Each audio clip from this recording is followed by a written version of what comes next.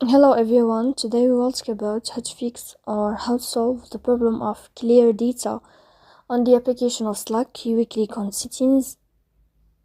In this page, you can click on apps, default apps, app settings. And above, you can search about Slack and you will enter here. Then you can click on first stop and you can click OK. After that, you'll enter to the window of storage. Here you can click clear cache. Don't click clear data because that can cause you errors or can delete your account. In the end, you can turn off your phone and you can wait a moment to turn on your phone again to fix that problem. So please don't forget to support us by like and subscribe. See you next time in another video. And thank you for your attention and your watching. Goodbye.